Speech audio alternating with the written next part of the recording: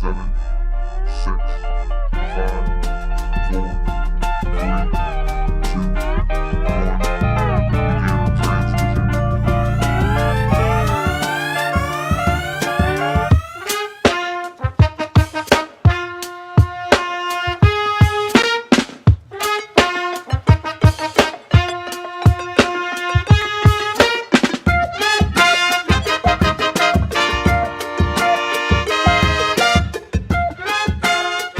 Welcome to Boîte Noire Radio. What's going on, guys and ladies? First and foremost, thank you again if you are a returning viewer. We appreciate you more than you know. If you are a new pair of eyeballs, hello. My name is Ali Stair, and I am co-hosted by... Beefy, your shit-talking squirrel friend. Exactly. And, you know, look, this is a space where we talk about anything and everything and expect to be offended sometimes. And if you don't have an open mind, you can just simply... Get the fuck out of here! Get Exactly. the fuck out of here! Precisely. I think it's We're very gonna have important. Go we're gonna ahead. have some new eyeballs this week. We had like almost 100 new subs in a week, so hopefully some newbies. Yeah. Oh, I already see a few. Lucy's a newbie. Hello, Lucy. Are you a recent subscriber? Let us know in the chat. Christine, she's a reg. Oh, hi, a reg. That's Yes. all our reviewers. The regs. That's you Hello. guys. The regs. Mhm. Shut up. Lucy. Yeah. Bonsoir à tous. That's what she says. Bonsoir à tous. À tous. It's so fancy. Sorry. Bonsoir à tous. Yeah. So, you know, it's what's really cool about, like, every time when I see like the regular faces, that's why it's important even if you're on for a few seconds to come and say hello, because it makes my heart happy. Yeah, it makes my heart like I jump inside, like oh hi. So, you know, thank you. Lucy says she loves to watch the two of us. That's so sweet. Oh, We love thank you, having you Lucy. here. Set your Merci. expectations low this week. Like let's bring them all down. We didn't do a lot of prep. Alistair and Beefy got a lot going on in our lives, and so it's just going to be kind of a lazy fair show. You know, it worked out best for all of us, I think. It's going to be. Oh, you have Christine. Oh, nice. I love it. It's going to be. Look, today's. Oh, the famous eviction story. Yeah. Oh, yeah. I'm hip to the references here. Today's show. Look, I wouldn't say we were not prepared. I think the foundation of the show is just us talking and having a good time, whatever the topic may be, right? It's just us just hanging out. And so, yeah, it was a busy week for both of us. But So we're still actually, here. see, we're already sliding into topics I want to talk to you about, because I think at the heart of this show, at least for what the majority of people are coming to, is the true crime. As much as people do like us, and they, I think that most people are coming here for the true crime. That's just my opinion. I could be wrong in that. I mean, obviously, they like us as content creators. If they didn't, they wouldn't be here. But you know, obviously, we see it in the analytics and which videos do better than others and whatnot. And I had some feedback recently about the podcast from somebody that watches. Love And it. I'd like to get your opinion on it. Sure. They told me that the show would be better if it was like no cameras or whatever, no Alistair, just me, just talking about true crime. And I was like, dude, that sounds boring AF. Like, I'm literally just who am I going to talk to? Like, who am I going to tell the story to?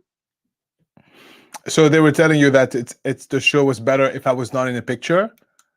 And if the other stuff was gone, if the politics and the topics and all that, there was not, it was just literally me with a scripted true crime. That was it. They said that would have been a better show. And I hard disagree. So I think, by the way, I'm not offended by that. Please, people have said worse to me. No, I'm not offended by that. No, I think it's no way. no, not offended at all. I think it's there's I wish you could ask her what makes her say that. So maybe, because it is a feedback, right? So maybe there are nuggets of something we can work with in the full spectrum of her feedback. So if you have access to her email and stuff like Well, so that. this person was a friend of mine. They probably Oh, biased, you know what I mean? Like they watch the show and they're oh, probably, okay. you know, Okay, so yeah, sure. they're So ask them what about it. Ask them to elaborate more on the feedback and see if there's any nuggets there. Uh, yeah, see, show brings up a good point. Yeah, I have my own YouTube channel. You can you can go check that out. actually, shout out to It's thank you, actually Christine. I just saw Christine's stuff. Thank you. Oh, yeah, no wow. Alistair, no Cool. me. Honestly, no Alistair, no me either. By the way, this is very much a Oh, partnership. You are the face of this show. I think Without you, it you are would the just face. be a blank screen. How boring would that be? Well, I don't think it will be boring because I mean the way you do your commentaries, Beefy. I have to say the way you do your true crime is magical because I close my eyes and it allows me to put myself in there. So no, I wouldn't minimize that it would be nothing, but I think it's um I don't know. We have a good time together. Yeah, That, oh, I love doing this show. In fact, that's just the the main prospect thing. of just doing a like a very laissez-faire episode, no true crime sounded exciting. You know what I mean? We should try Kind of it. relaxing, wasn't it? I know, It's yeah, like it a ended up being vacation really time right now, productive. isn't it? Yeah. It's like, whoa, I did what are we doing? Nothing planned. Perfect. Like it's it's just awesome. I know, yeah. Um I did get another piece of feedback too from somebody that knew Mhm. neither of us. So it was a completely fresh face. And the feedback I got from that person was um the episode they watched had a lot of chit chat before the true crime, and they kind of like noped out before it even got into the true crime. Like they couldn't even sit for you know, I mean, we try to keep it between like what 3 and 5 minutes, and they Yeah. couldn't even sit for the 3 or 5 minutes. They were like, yeah, no, I don't need to know about your lives. So Yeah, yeah. So, it's something that we saw in the algorithm, and it's something that we just talked about. If you remember, we're like, we need to go as quick as possible to the bulk of the content, which is the true crime. But sometimes we do have a good time together that we lose track of how long we chit. mm, And I think I remember the episode he's referring to because that's the episode where my brain I was like, we're spending a little too much time, but it's okay. I'm having fun. it was last week's episode actually. Was it last week episode? Okay, so Yeah, I thought about it was another one before, but yeah, it's okay. Look, we're a work in progress, right? It's not gonna be perfect every single time, and the best we can do is just be ourselves and be mindful of other people's opinion up to a certain point, right? yeah. But feedbacks are great. Please, I welcome feedback. Feedback all day, every day, good or bad. I will I cycle through it all. Oh yeah, I mean honestly, you're kind of a fool if you're not listening to what your audience is saying. I mean, Yeah, it's yeah, absolutely. essentially an Mhm, invaluable tool, and you need to look at it objectively. Like there, I mean, at least if you're smart and you care about what your product is, you take the mhm. feedback and don't take it personally and try to grow and learn from that Right, feedback. right. Mhm. But I think this episode will be a good case study to see, you know, how much of the audience is there just for the chit chat end of it, and how much are really just there for the true crime. You know what I mean? Because I think we could maybe hone in a little bit just based on the feedback that I'm getting and try to maybe focus a little more on just the true crime, but maybe not. You know, if this episode does really well and people like, you know, hearing us and what's going on in our lives, then we'll lean into that. So this will be a good, like I said, a case study. I think we should just be us. Mm, I think and it's something we've talked together in private, which I'm not gonna say that publicly, but it's uh as much as it's nice to have the masses roar. I think it's important that we stay true to, I guess, our formula. Yeah, put it in yeah. quote. And so I see what you're saying, and I hear what you're saying, and the problem with that is you're gonna end up not being really happy with any outcome because if today is great, tomorrow it's not, and it's like, oh my god, right? So um, there is an audience for everybody. So please, people are gonna watch this, whether or not it's people right now or people in the future. Don't worry, Don't We're worry. starting to catch on. I mean, if you actually, as much as I get down on the viewership and the numbers or whatever, 200 subscribers from complete scratch with nothing, 200 subs in what? How long have we been doing this now? 2 months, something like that? Uh, 3? hold on, 1, 2, 3, 4, 5. About 5 months. We've been doing this for 5 months, really? Roughly about 5 months. From the moment of conception to chat till today, about 5 months. Well, even so, it's not a something we shouldn't be proud of. You know, we're over 200 subs now, and we're on Yeah. our road to 1K. Think how great it'll be when we have 1K and there's actually money on the table. Oh, I can't wait. I think it would be great, but listen, by money he means that's when YouTube allows you to monetize. In case you're wondering what does it mean by money. Yeah. No, look, the thing is, look, even if it's not 1K, you know, it's the most important thing, and I know I don't want to sound so sappy, is that you're happy doing it. Everything else, yeah, it's important, but if you're not, because plenty of people have successful channels, but they're very miserable. Have you heard about the recent YouTuber who self-deleted? No. And well, you know, he's a gamer and he self-deleted because it was a lot of pressure to post all the time. And because he had a huge following, and his life was literally wake up in the morning, content, go to sleep. And in his small, and how do we know that? Because he confided for a small moment to someone, and that person kind of minimized his pain, and then he had one last live stream, and then that was it. You know, so it's he just wasn't happy, and you know. We got Alina. I just want to say hi to her really quick. But yeah, just to speak to your point. Hi. You know, we've talked a little bit about this offline, and it's part of the reason why we don't have a true crime topic this week is because just things in my personal life have gotten so busy. I've just got so much stuff going on in my personal life that I haven't had nearly as much time to focus on the YouTube. And I find myself very much in the same headspace as this person of, oh my God, like I'm going to lose my following. You know, I'm not posting regularly. I posted a video a couple days ago, and it's like it got like 200 or something views because I've just been off. Like, you know, people get used to seeing regular content. So when you take a break like that, you very much get a pretty large drop off. Like I was getting 1,000 views per video to like, I think my last video got like 200 just from taking a week off. So it's very easy to almost find yourself a slave to the YouTube numbers. But to your point, even further, like about this podcast, if you're not having fun, like I noticed for me, when I need to take a step back is when I'm dreading it. And this is like, we're already gotten now. It's like I gotta go make that YouTube video later. And that's when I knew, like, you know what? It's not fun anymore. And honestly, it's like the third time I'm having to take a break in like the past couple months or whatever, because I have so much stuff going on. But it's really just at the moment, for whatever reason, because I have so many other things going on, it's just not fun for me, and I'm just not going to do it. And you know, I'm not going to get too wrapped up in losing viewership or whatever. Like those people will be there when I come back, and I can get back to a regular schedule. I mean, to be perfectly honest with you, I put probably 10 times more work into this podcast than I do my YouTube channel. And you know, you work hard. You're a hard worker. I have to say, you're a hustler. Well, sometimes it feels like there's just not enough time in the day. But there's never enough time. I care about this show, and there could be 2 people in here, and I'd probably care just as much. And I still want to keep doing it. I hope you guys don't think this is a sign towards us, you know, not being interested, because I'm very much interested in this show. I don't think they think that. No, not at all. Not at all.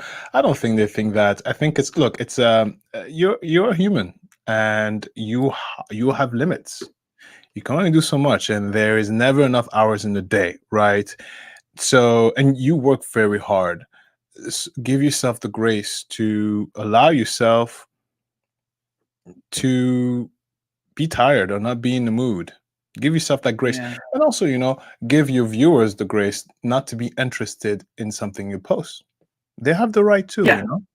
just because Well they have said. the right not to watch. Because just like we say, don't be offended. If you're offended, get the F out of here. Like, keep an open mind. I think it's important that we also give them the grace to say, you know what, this topic I don't like, so I'm not gonna watch it. And it's okay. It's okay. It's a journey. It's a work in progress. It's completely okay. I wanted to shout this guy out really quick. Spooky Yeah, of Little course. Gnome. Great name, by the way, and great avatar to go with the name. But It's a gnome. I know I haven't seen Spooky Little Gnome in the comments. Have you been in these? I think he's saying it's his first time he's caught alive, but that's awesome. Welcome. I love Love to the have I you. love the yeah, I love the logo. Kat says mental health is important. We only take a step back from things. Gotta live your life too. I'm so happy when you post, but maybe more happy you're doing what's great in your life. Oh, that's awesome. Yes, yes. They leave now low followers. Hey Bubba, what's going on? Yes, Christine. Hey Bubba. Hey Baba, Yeah, can I Bubba. tell you Booba. something? Booba. Booba, sorry. Hey Booba, can I tell you something? Do you know you pop into my head it was this week, and I hope you were not offended from the last time we were doing the live. I hope you didn't feel offended. And if you did, I'm sorry, because I couldn't find the words, and I was really tired, and my head was not working properly. So I don't even remember what I said, but I hope I didn't overstep with my words. That's all. Can you elaborate a little more? Is this something you feel not Yeah, comfortable yeah. talking So about? no. I mean, it's I did this live where I was really tired.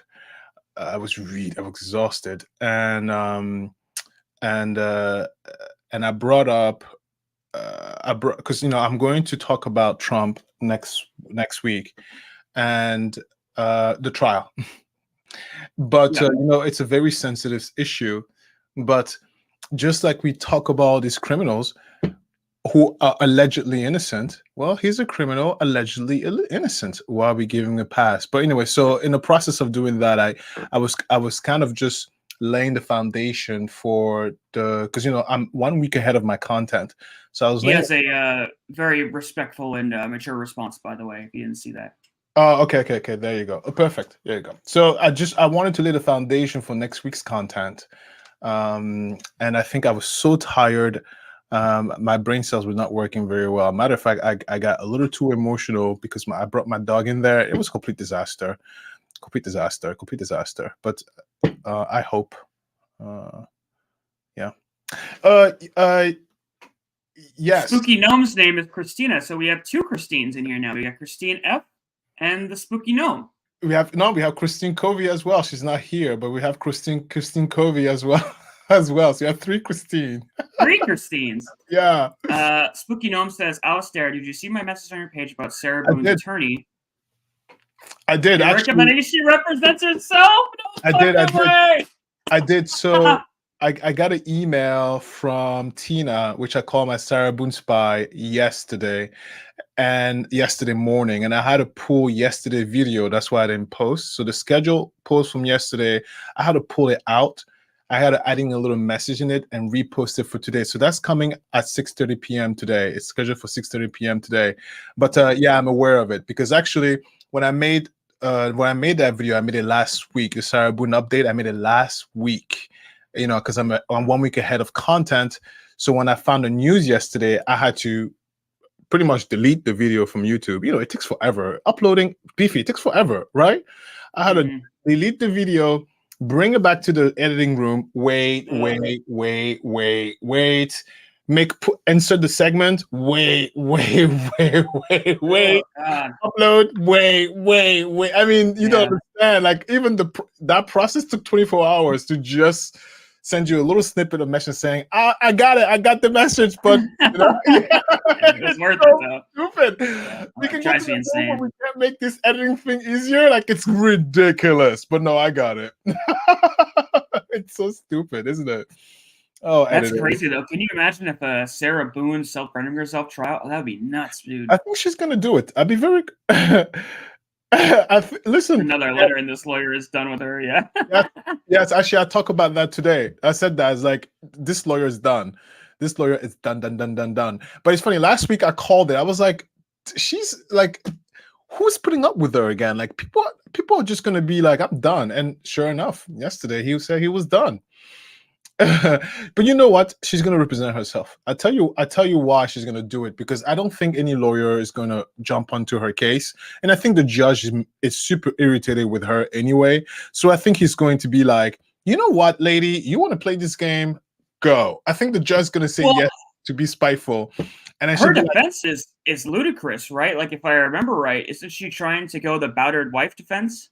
yes, but no, that's what Mr. Bankowitz is suggesting. That's what her lawyer is suggesting, but they cannot find a expert at the rate that the budget allows. Uh, So that's where they are stuck. And in the meantime, she is berating the lawyer. And the lawyer is like, look, Um, lady, I got a life. You're the just prisoner. to provide some true crime insight into this, for anyone that's not familiar with the battered wife defense, it's essentially the same argument as what Daryl did, which is jury nullification, because you're basically trying to present the argument to the jury that I was beaten so bad, me murdering this person was justified. So ignore the fact that I've murdered them and let me go, because it's not my fault. He beat the crap out of me. I've only heard of one case where it's actually successfully worked. really? It was in a very, very small town. What's the name? Do you remember? I don't. I'll have to, you know what? I'll tell you what. I'll I'll look it Google up. I'll look it up, and we'll do that next week. Yeah. That'll be a Wow. good case for next week. It's impressive. It worked. Yeah. I saw Christine message. What is that? No, Miss Sarah Boone speaks in arithmetics. This is Sarah Boone language. 4 years, 96 days, 3 hours, 15 minutes, and 20 seconds. So, Christine, you forgot the seconds.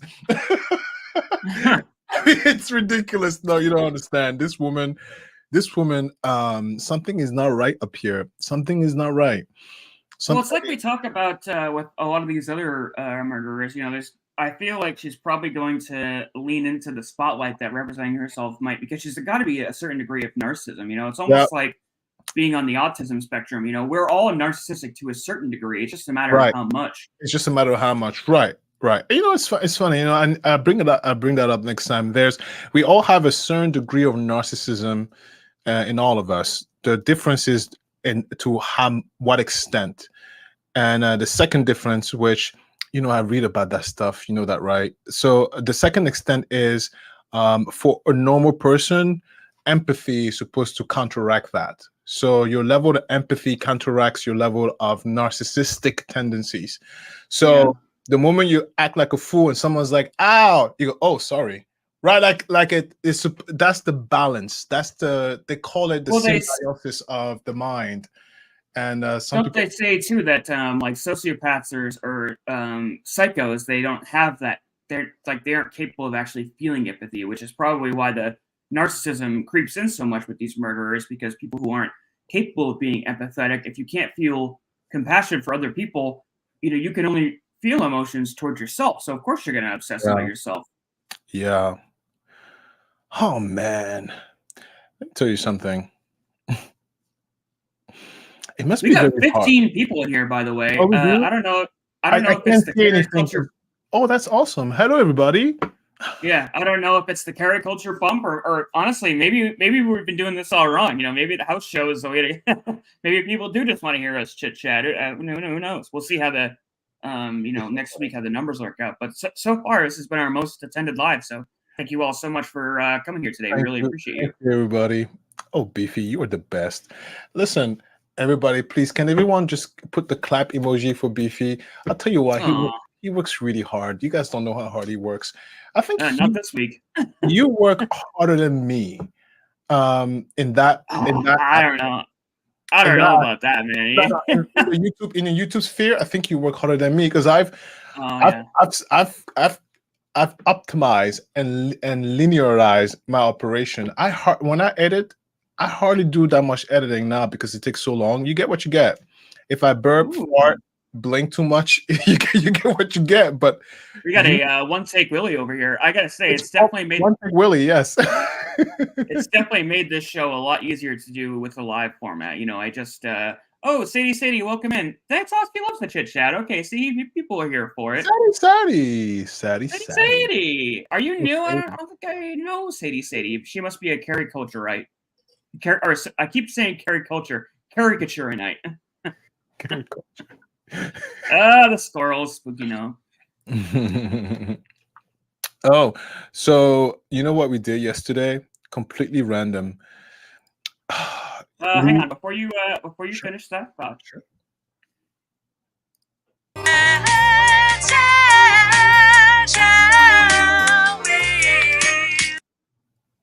Yay, we did it. Okay, I wish you would have lied to me and told me that's your voice, because I love it. I love it. I love it every time. I'm like, oh my god, Beefy, I love it. No, so yesterday my sister-in-law came to surprise us. She came with all her kids. Oh, nice. So you have a niece and a nephew, right? The nephew plays football. That's the mother of Ashley, the niece. She didn't bring her two eldest. So niece, Ashley and Josh didn't show up because they're grown now. They hang out with they're teenagers. They don't have time for us. So she came with the other two youngest. And you know, the boys, so rambunctious. I'm like, oh my god, I can't believe it. Boys are a lot. Girls are great. they don't move as much, but the boys, Hot Wheels everywhere. I'm like, boys, and then I was gonna say, I can just imagine the energy in the house with that, with that youth. I was like, oh my god. But anyway, it was a great surprise, and she came. Your heart must be so full right now. Oh no, my family life is great. Let me tell you something. I'm lucky because it's just recently. It wasn't like that because my own personal family is a mess. But you know, the Diorios, my in-laws, are amazing people. But anyway, so she came yesterday, impromptu. The weather was very cool. There was a nice breeze, you know, it was very cloudy. The sun was like not really there. And we all went to the park. And you know what, Beefy? There was no one at the park. Thank God. But the boys were being boys, stupid. And then we were swinging on the swing. And it was so I've forgotten how great swinging on the swing was. Like, you know, when you swing, I was like, wow, the breeze was flowing. Not even we were just having conversation, being stupid. Olympia was on her little baby swing, and we were just swinging and talking for hours while the two boys were doing the same thing over and over and over again. I'm like, don't you guys? I was like, they were doing over. You know, same thing. You know the scene in Ratatouille where the food critic takes the bite of the ratatouille and he's like instantly transported back to his childhood where the mom's serving him ratatouille. You know what I'm talking about? No, but go ahead. I have the visual. I'm listening to you. Well, it's just basically an animated version of, like, you know, you get a whiff of something that reminds you from your childhood and you're just instantly transported back to that time. Oh, yes. I can just picture Alistair on his swing and then just shoot him to like the cut of Alistair as a little boy, like, push me. It was great. It was a good time. We stayed there all night until the mosquitoes beat us, and it was like, let's go. Yeah, they get brutal in the Northeast. Something about the inland water, just oh my gosh, it's ridiculous. Yeah. That's what we did yesterday. What was your yesterday like, Beefy? Tell me about yesterday night. Yesterday was pretty rough. If you want to share, you don't have to. No, it's all good. So I've been, I don't know if all the people in the podcast are familiar, but like a few months ago, my girlfriend of 9 years cheated on me, and I've been going through kind of a breakup and a transitional period. Recently getting sober. I'm very much in a transitional portion of my life. You know, I'm eating healthier, I'm exercising, I'm very clean, I'm out there dating in the world or whatever. Congratulations on the weight loss, by the way. Oh yeah, thank you. Up to 30 pounds down. Pretty cool. Yeah, I know. That's awesome. Good job. Yes, round of applause for me. Good for me. No, it's amazing. Yeah, and honestly, I try to just string together little victories every day. Literally just 24 hours at a time is what I do. But I went on a date on Saturday, and I thought it went well. You know what I mean? I took the girl out. She came back to my house, and I could very much sense that she was like wanting me to make a move. But I liked her. So I just, kind of was like, well, I'm not really in a position in my life right now where a hookup is something that I'm looking for. Okay. Or I mean, I don't even necessarily know. You know, this was like the first. I'm finally at a point now where I feel like I'm ready to actually like dip my toe back into a date. the dating pool. Yeah. So I just was able to wrap my head around, open myself up to taking a girl out to dinner because I'm still recovering from 9 years down the drain. Yeah, I've been very depressed with trying to manage this fear that I'm going to die alone because it's like Oh, I'm like 30. I'm going on 35 now, and I've just burned a decade with this horrible person who just treated me like absolute garbage. And now I'm stuck here, like out of shape, depressed, getting out of this whole recovery thing. And it's just, it's a lot of emotions rolling around in my head. And I'm yeah. used to numbing those emotions with drugs and alcohol. And so I am feeling everything. Just, it's like the sun is just way too fucking intense. Like I just want to fucking dial it down a little bit, but I can't. I'm stuck with these feelings, and fuck, Yeah. they suck. Yeah. So, just long story short, things kind of just fizzled out, and it happens. You know what I mean? Like, I'm not really upset about that, but she ended up saying that it was basically because I didn't make a move that things. I think she was looking for a hookup, is what it really came down to. And again, it's just not something I'm looking for. And I wasn't depressed about that. We only went on one date, but it very much put me into the realm of like, oh wow, like this is what the dating scene looks like. This is what online dating looks like. I'm going to fucking die alone. And so it spirals, Yeah, I see. The dating world right like now, it's so foreign to me. I don't even know how to give you advice because I don't even know how how I would even be. I think the whole the grass greener on the other side, that it wasn't like that during my time. Literally, if you stay home all day, you ain't got nothing all day. So we had to go out and we had to bump into someone we liked. So if you like someone, you got to take your 2 feet. Hello, how are you? My name is, right? This online dating stuff, it's foreign to me. But what I would say to you, Biffy, is that don't think that you're going to die alone.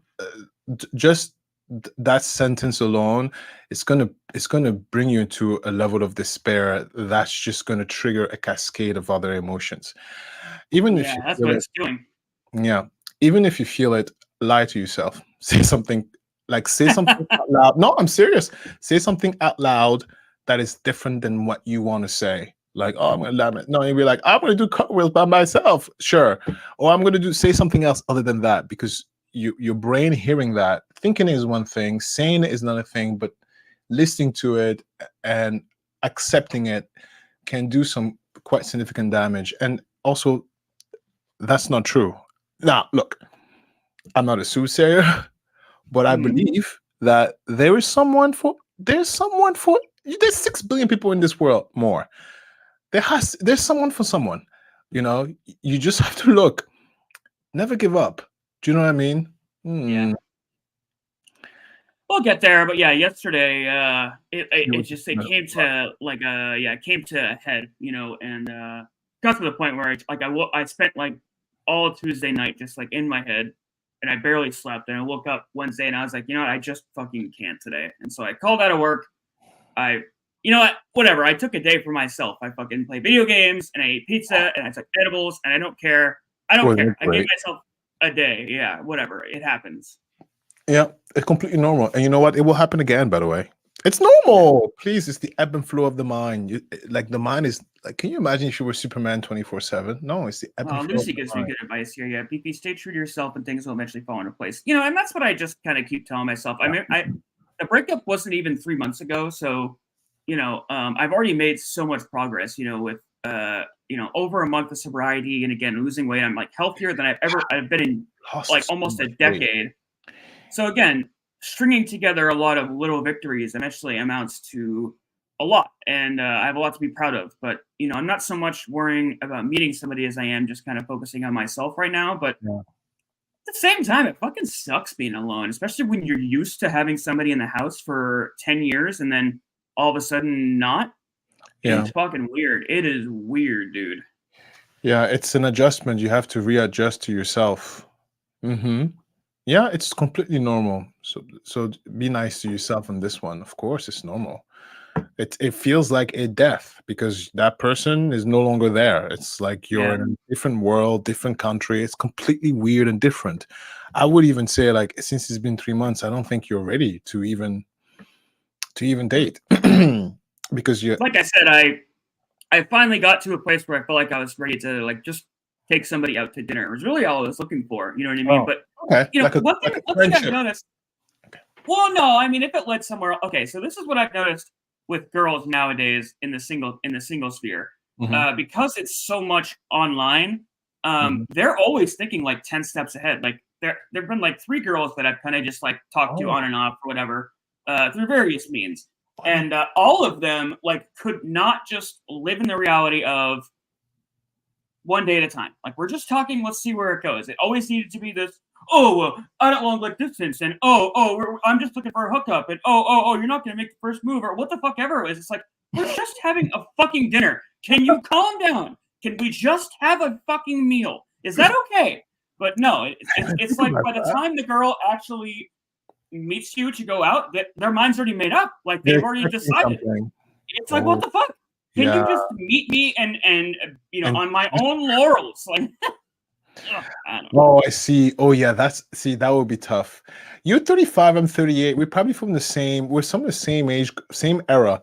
So yeah, that's how I would date too if I was in a dating scene. Let's go to dinner, nothing serious. Let's see where it goes, right? No agenda, but oh, Yeah. yeah, that sucks. Let's That's what see. I'm saying. That's what I'm trying to do is just kind of take it one day at a time, just like everything else in my life with Mhm. sobriety, with exercise, with eating healthy, just like living in 24 hours. But it seems like that's not really what most people, like I said, I'm Yeah, getting the sense that girls have already made their mind up by the time they even show up for the dinner, how things are going to go. You know what I mean? yeah, yeah. That's the way it feels to me. I wonder how it is for the gays. I have no idea. I'm not in dating scene. I wonder if it's the Yeah. same. I wonder if that problem is only for heteros. I wonder how it is for Yeah, the I don't know. for homos. Yeah, I wish. Hey, where's your? I wish. Where's your? I forgot his Oh, name. Jared. Yeah, Jared. I don't think he's here Yeah, 'cause today. he's the Jared, one who's if you're dating, here, right? sound off. I think so. Yeah, Jared's single, I believe. Yeah, ask him. Ask him if he's experiencing the same issues. Because then if he is, then for sure, it's not. It's just the nature of the game, and then you just have to Yeah. adjust I accordingly. mean, I definitely couldn't tell you. I'm essentially in the same boat that you're talking about. That like the last time I was single was like 10 years ago, and yes, the dating apps were out there, but they were websites. They weren't apps. It's Yeah. very much taken over the zeitgeist. Boop, boop, boop. Hello, hello. I like your hair. Don't touch me. Oh, sorry. Christine says that they have their mind made up within the first 15 minutes. See, no, what I'm saying is they have their mind made up before they even show up for the date. So why show up then? Well, that's what I'm saying. Like that's my Oh, point. It's like, what are you doing? I don't know. Whatever. I'm probably reading too much into it, like I do everything, and I just live in my brain. And again, now that I don't have the come down of dope to slow things down, it's like things are moving a mile a minute, and everything is just way too intense. And I just yeah. whatever. I took a day yesterday, and just like let's slow things down a little bit, get back to reality. Let's not worry about the YouTube, like just one day at a time. Yeah, one day at a time. Now I see why the YouTube hits you so hard. I see now. I see because it's an added brick on top of already tired wall, so to speak. Does that make sense? Mhm. Does that analogy Yeah, make sense? I Yeah. think what is so Christine toxic said to they me want with to female. oh gosh, I don't think so. That wasn't the impression that I got, anyways. But there could be some Oh, people out there that are like that. I've heard of that. really? Um, Bubba's definitely right. Most of them are scammers looking to get like I got approached by so many scammers trying to get me off app for whatever reason. Yeah, and prostitutes. They're What everywhere, the hell is everywhere. iTunes gift cards and such? What is that? So scammers, because they don't want to make the money traceable and going through Bitcoin or cryptocurrency is such a process. They'll have you go to like a CVS and buy a gift card and then read the numbers off because it's essentially untraceable that way. And they take the money off the gift card and then walk away. Yeah, easy. That's how they do it. What the hell? Oh, honey, I'm so out of touch. You've never heard of like the Wow. old lady scams when they try to get, excuse me, they get like an old lady on the hook for some kind of scam, and they say, yeah, like it'll be the Wow. IRS, for example. Oh, you didn't pay your taxes last year. We're gonna come rescue this. You go to a CVS I and knew buy about that. Yeah. $500 in Nike gift cards. It's like, how does that ring it? Like, what do you mean paying you in Nike gift cards? That doesn't make sense. Some people Wow. fall for it. Wow, that is insane. I have a client of mine. Oh, Uh, wait, sorry, I don't mean to interrupt you, but Kat brings up a good topic here I'd like to ask you about. see. So the whole paying for dinner thing. So the girl that I took out, she offered actually to go Dutch, but I insisted. I was like, well, the way I was always told when I was a kid and from my mom, whatever, is if you invite somebody to go out, it's expected that you pay. Now, in that same regard, I'm not the kind of misogynist that's like, oh, I have to pay because I'm the man. So I have a rule. I will offer to pay and I will insist that I pay. But beyond that, I'm not going to press it too hard because it's important for some women who like feminism to feel like they're, quote unquote, and, metaphorically and realistically at the same table as the guy they're dating. So they want to pay for half. But she did offer. But what do you think about that? Do you think if she isn't willing to pay half, walk away?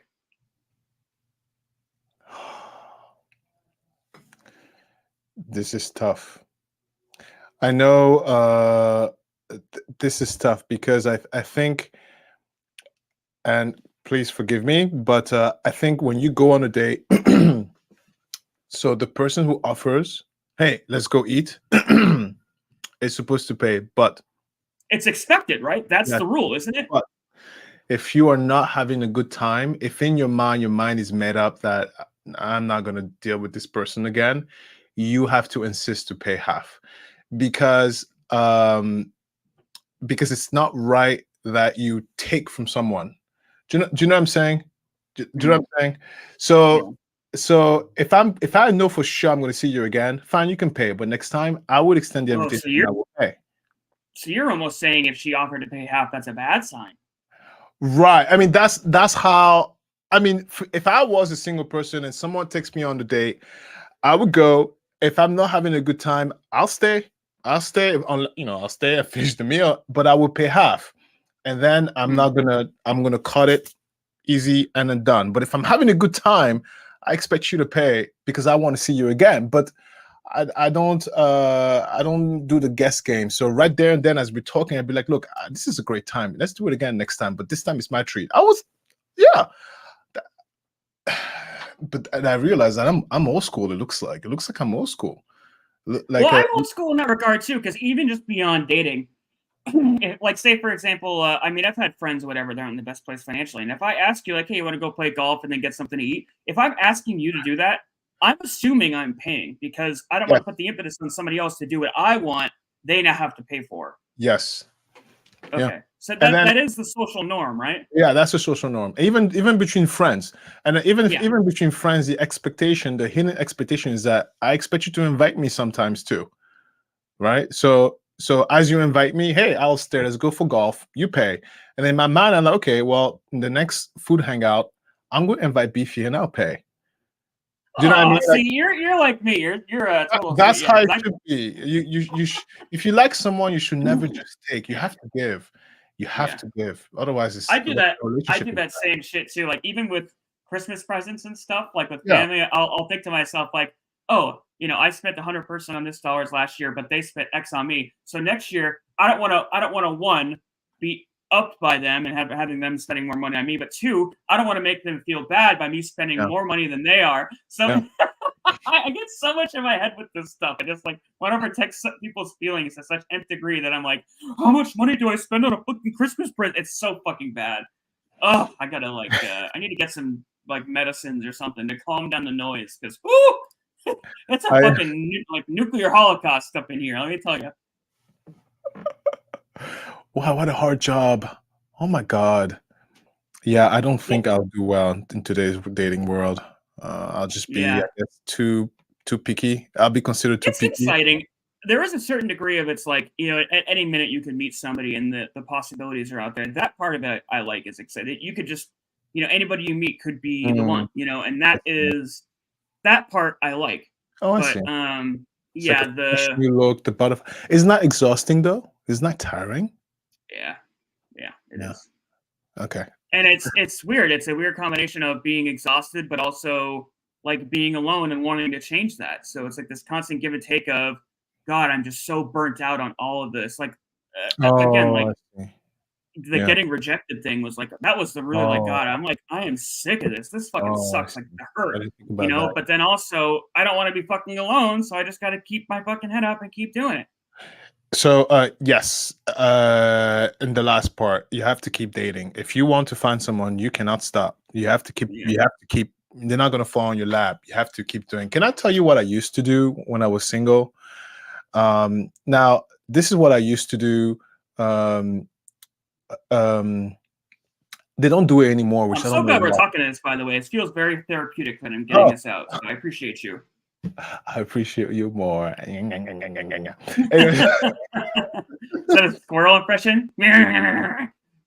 so what I used to do during my college time, because even though I was a partier, I also was a nerd, which I say that in a positive thing. So I would love to go to seminar. Back in the day when I was in college, they would have like teachers who would travel, whatever, and schools would be like, hey, come speak to our students.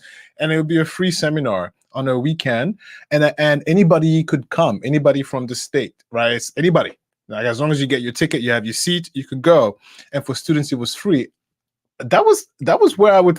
That was like my dating scene. Honestly, Yeah, why? honestly, you've suggested this to me before too, that I Oh, go I to did. seminars. Yeah, because then you find like-minded people, and usually after Mhm. seminars like that, people sit down and they chat and they all that stuff, So I mean, granted, on the whole gay stuff, it's not as obvious, So you have to be a little more, have some finesse. But I wasn't shy. If I was interested in someone, and be like, okay, hello, and then you can take from the seminar to the diner, and then take it from there. Do you know what I mean? I'm So definitely leaning more towards meeting somebody IRL as opposed to a dating app. So I just feel like on the dating app, you're attracting a certain type of person that is used to getting a lot of male attention, and that's not necessarily always a bad thing. It's depending on how they approach that male attention and what they do with it. You know what I mean? Because they're going to constantly be getting messages from guys saying like, I call it poking. They're poking with their peas. I didn't think about that. Poking, constant poking. But So can I pause you really quickly? So, Yeah. so in other words, you're saying the girls are so used to getting messaged by boys that they just dismiss it. It's like, oh, another message. I didn't think Yep. about that. Yep. Oh yeah. Oh, that's To the point hard. that on what? the dating apps, they give you suggestions to try to quote unquote stand out from all the others because their wow. boxes are full of That is guys just like, hey, and sending a waving emoji, and you gotta like, stand out from everybody So else you have and make to a put- creative first message, and it's exhausting. You have to put the picture of your paycheck. I'm sorry, I'm just saying. Yeah, really, you're not even lying. I You're not. just It's got not. out. Honestly, you joke. It is not that far off from the truth. What? That's the sad You're part. your mind. Wait, that's so insane. I didn't think about that. So the girls are probably getting a lot of messages. So they're like, another Mhm. message. Who cares? Oh, you have to stand out. So and what yeah, I'm getting messages? soured on the dating apps again, like because, and I'm not one of those persons that's gonna like check on my significant other's phone and hey, who are you texting and who are you talking to, or whatever, you know what I mean? But when you're gonna find somebody in a dating app, they're already in that stratosphere of messaging like 6 guys at a time. So it's just, I don't know. I feel like I'm probably better off to meet somebody IRL, just me, somebody who has common like-minded interests, like you're saying, that I could meet as a friend first and then possibly develop into a. Okay, I'm talking too much. Sorry. No, I feel very old school now. Wow. Look at that. It's happening. I thought I was hip. Not really. Wow. Yeah. Look at me looking at boys in seminars. I mean, I went to the club as well, but because after the club, I would go in and listen to people talk because I Yeah, love. Christine's got it right. 20 women for every man. Yeah, for every single girl on a dating website, there's 20 dudes in her inbox with waving emojis. Yeah. Yeah. Hey, look over here. Hey, look at me. Hey, look at me. Hello, hi. Oh, what a nightmare! You know what? Yeah, really. What a headache! Oh, that sucks. Don't give up. Don't give up. Maybe you get it at the right time of the day. I mean, you Where she's- said it too. it's still pretty new. Like I really only opened myself up to just like taking somebody to dinner, and I did that, successfully. Just because it didn't work out doesn't mean that I should quit. But at the same time, I do have a lot more work that I want to do on myself, and Yeah. I'm putting the brakes on the dating apps for a little while. You know what I mean? Like I got what I wanted from them. I met somebody, we went for dinner, and that was lovely, and it was what it was. But now I can take some time, focus on myself, get caught up in my YouTube, and then who knows? You know what I mean? Meet somebody IRL or not, whatever. I'll figure it out. What's hand waving pink? What's that mean? No, no, no. The StreamYard. That's a wave emoji, but the StreamYard is not funny. I found that so funny.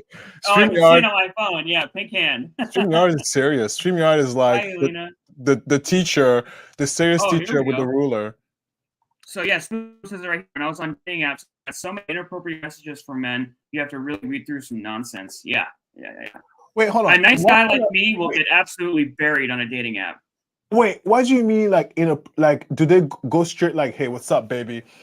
Some guys are disgusting. I've seen it in like some of the dating apps have like streaming services where girls can stream, and I've seen horrific things in the chat of those live streams. Like, what are you doing, bro? Like, if this is what you're talking to people in public, I can only imagine what you're saying to these girls in private DMs. Like, you're disgusting. Are you sure they're not trolls or are they real people? Oh no, they're real. There's lots of them. So then, in that case, are you telling me the predators the predators are on the dating sites? Oh my god, that's scary for a woman. Then I wouldn't call them predators. They're guys, man. They have one thing on their mind. Boys are stupid. I'd love to ask someone on DB why they first comments to him being, "What's your bra size?" Oh god. Yeah. I love it. What?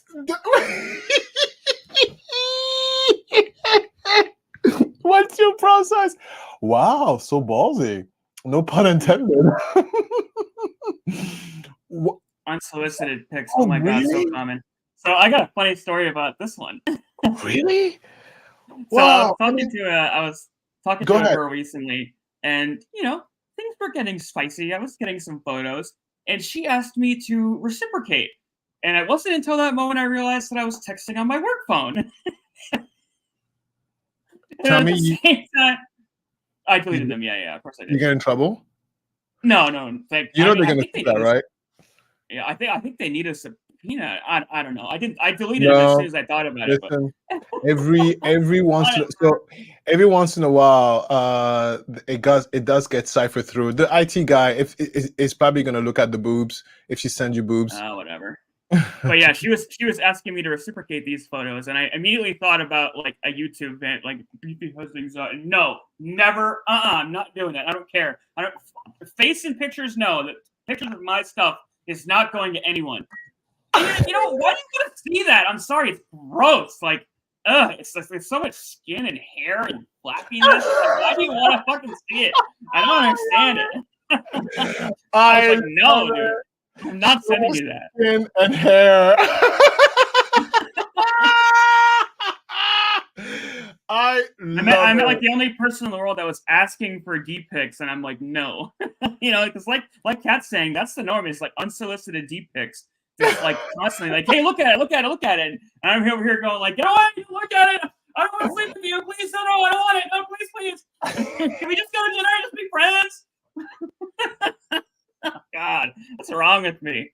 What's wrong with this world that this is what it's come to now? It's like little sensitive beefy over here in the corner. Like, I just want a girl I can take to dinner. Like shivering in a corner, all like traumatized. That's so funny. Oh, I see what Booba said. So even oh really? I had no idea. Ooh, yikes. So I luckily haven't gotten that. So the pics they don't discriminate. Wow. Oh my god, Spooky Dome says I sent a boob pic once, and later the guy said he accidentally sent it to his tax person. Oh, unsolicited boob pics. That must have been a good day for him. Depending on how attractive you are, I guess. That's awesome. Wow. Oh, look, I can see what Charlotte said there. Someone said, wow. Once the guy sends me this kind of pic, it's over. It happened to me on another ew.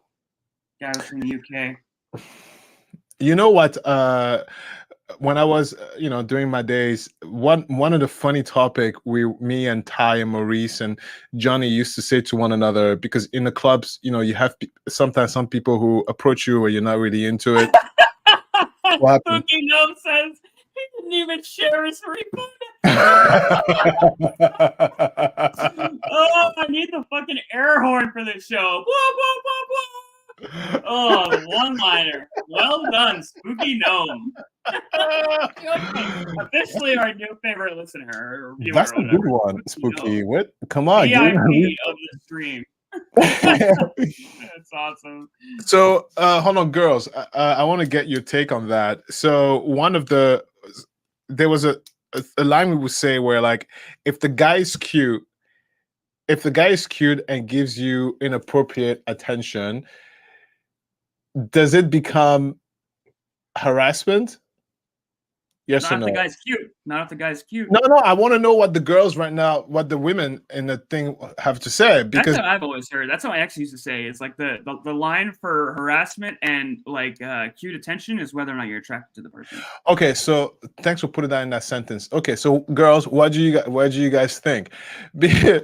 And back in my days, I remember when we would joke about it. If the guy is cute, then it's not whatever. But I remember I was saying, Ty, I was like, that's Lucy so brings wrong. up a good point too. It depends. It depends on what the context is. You know what I mean? Like if He you're said hitting yes. on somebody. Oh yeah. wow. So okay. So let's say, for Oh example, wow. let's say catcalling. You know what I mean? Like, hey, gorgeous. You know, if the guy's saying, hey, gorgeous, is like Brad Pitt, then you're flattered. Like, oh, gorgeous. You know. But if the guy's saying, hey, gorgeous, is like a chubby little squirrel man who does YouTube for a living and likes to whine about his anxiety, all of a sudden it's creepy. What a shit, man. Yeah, no, hell no, it's harassment. Yeah. If he's a boss, then that's my problem. Yeah, I'd say so. No, you always keep working. I learned that lesson the hard way. To keep romance and work separate. Separate. Oh Yeah. yeah. Separate. That's a tangled web we weave. You do not want to touch that. I don't care if your boss is cute. I don't care if your boss is a billionaire. I don't care if you, well, maybe not that. Wait, hold on. I don't care if you, I don't give a crap. You do not date your boss. Oh, if you're going to date your boss, you have to quit. Spooky Nose on fire. I think if 50 Shades of Grey was but a guy for a trailer park instead of a millionaire, it'd be a different kind of movie. Yes, so true. The fact that he's gorgeous and has billions definitely plays a role in that story. You're right. If it was the guy So from a true. trailer park, it would be like what? Murder? Like a Ted Bundy wannabe? Yeah. Be creepy.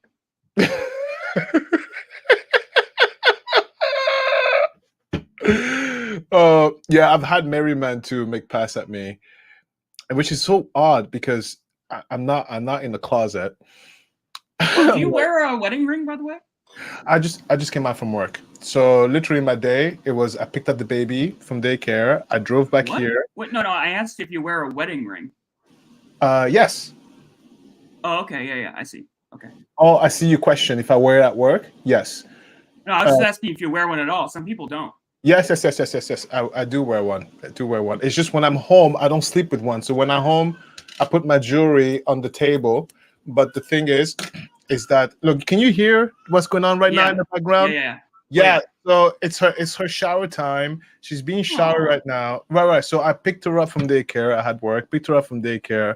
Came back, ate dinner, played a little bit, and then I came down here. But there was no break in between. So Christopher took over. Hi, and he's giving her a shower. Yeah, so that she's not going to go to bed yet. Her bedtime is going to be 8 p.m. So he's giving her a shower, and then after that, they're probably going to have a little snack, and then they're going to watch a little movie, and then I will meet them before bedtime. Yeah. Nice. Hey, Alistair. Yeah. I found something on the internet.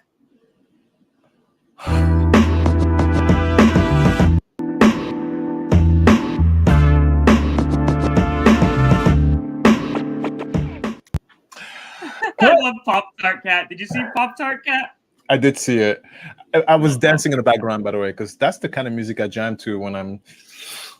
Oh, I can't do that, right? Yeah, you can. Oh, I can. Yeah. I smoke my So, little yeah, weed. I Weed got is a legal, by video. the way, in Jersey. Please don't throw tomatoes. Yeah, it's illegal in Massachusetts too. Yeah, no Yeah. tomatoes. We got the tomato blocker up. We got the tomato force field up. No tomatoes. Oh shit! Wait, I did the wrong. Okay. What Okay, start happened? over. Oh, So okay. I found a video Okay. for a brand new segment that we're going to be rolling out starting this week that we are calling. Go ahead. Hold that thought. Oh, wait. Pause for. Hang on. Where is it now? Do some dancing or hang on. A baby, who do you call? A baby, what's your Karen. name? I found a video about Karens and I can't pull the Of video. who? Of Karens. Carrots? Carrots? Karens. Karen. Karen, like a Karen. What the hell is a Oh, a Karen. Karen? Yeah, okay. I think I gotta share my screen. I'm like, carrots. Oh my god! I was like, a video of carrots. Beefy, what are you doing? Can you see? A Karen account. I see, but you should. Okay. Ready? Is it playing? No. I can see the player. So put the player. My computer is fucking up. All right, I love tried. Whatever. And now This my is- computer's frozen. This is why I love the live show. It's a mess, and that's why it's great. Can you hear me still? Yes, I hear you perfectly fine, and your frozen Oh, okay, computer. Yeah. Literally. Oh my god! Look at all Oh, those there we go. tabs. No wonder your computer is slow. Look at all those tabs. Yeah, no kidding. Okay, you're judging me. CPU is like it's hot. Your CPU is working overtime. Close Yeah, some that's for tabs. That's a lot of tabs. Anyway, so wait, I have something about the Karen thing. 1 second. Okay, go ahead. So sorry about the noise. You're good. You know, my in-laws are white, and when the term came out, Karen, my sister-in-law, I'm laughing because I remember the conversation because we were laughing about it. And my sister was like, "Why does it have to be a Karen?" And I said, "Elizabeth, I have no idea why they picked the word Karen." And she's like, "Well, that's kind of rude because like I'm." she's like it was at the time when it was very sensitive, and I was saying, I understand what you mean by that, but my sister-in-law, the women in my family are opinionated, and she's like, "What does that mean? Does that mean I'm a Karen?" I'm like, I don't think that's what it means, but there was a conversation about the definition of what it means to be a Karen, and so I just want to clarify something Being a Karen, to me, is someone who is rude as hell and not compassionate enough to get the point across. And Whoa, wait, what? Spooky Gnome says Dane Cook is credited with the Karen thing. How so? Huh. Interesting. I've never heard that before. Yeah. Anyway. Dane Cook is a comedian. He's a... Oh, is he? People make fun of him. I always thought he was funny. Okay, I don't have a visual of him. Let me just Google his face. I don't know who the hell that is. Dane Cook. Anyway, so that's what I wanted to say. So, white women, I love you. Oh, here we go. I got it. Oh, I know who that is. Oh, okay, you're fine. Here we go.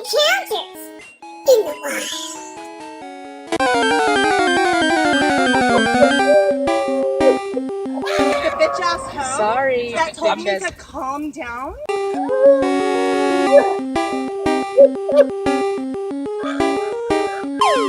I can hear you laughing.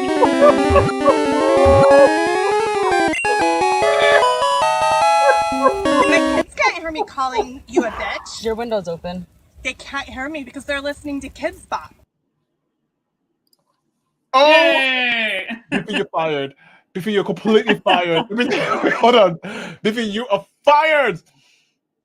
Oh my God. Wait a minute. That's amazing. Oh, another thing you do that's so amazing. Oh my God. Okay, we got our new bit now here. For Karen's Encounter in the Wild. We're encountering a Karen in the wild. That's the bit for this week. Yay. Are you ready?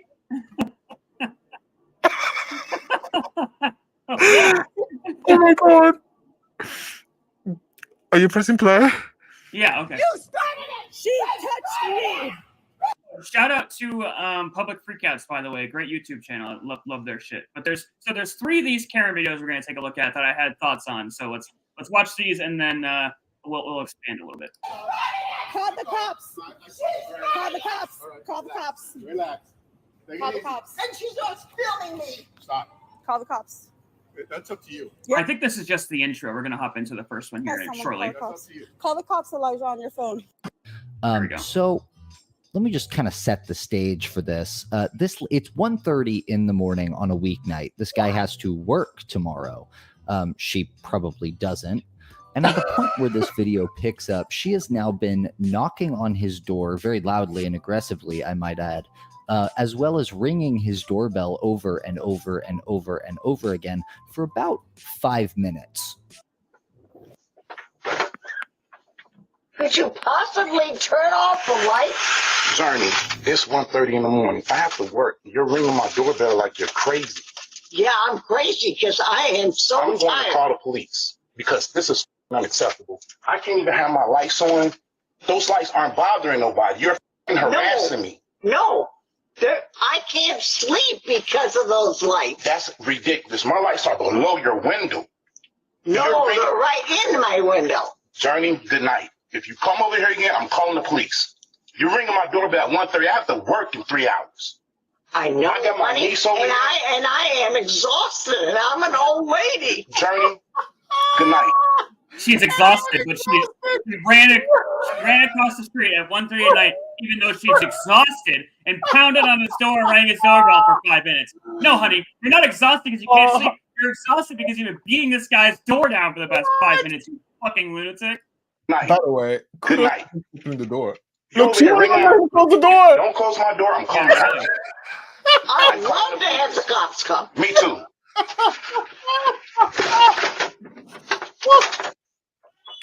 Step. Fucking Oh my crazy old man. God. Can't even walk.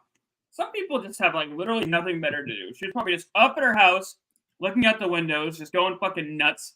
And he's got his fucking outside light on, like across the street. Like, what are you fucking doing, lady? Oh, I couldn't believe this one. It could be. Look, I think she's going through something. This cannot be She's normal. going through a mental health crisis. It sounds Yeah, like. I think she's going through a mental health situation.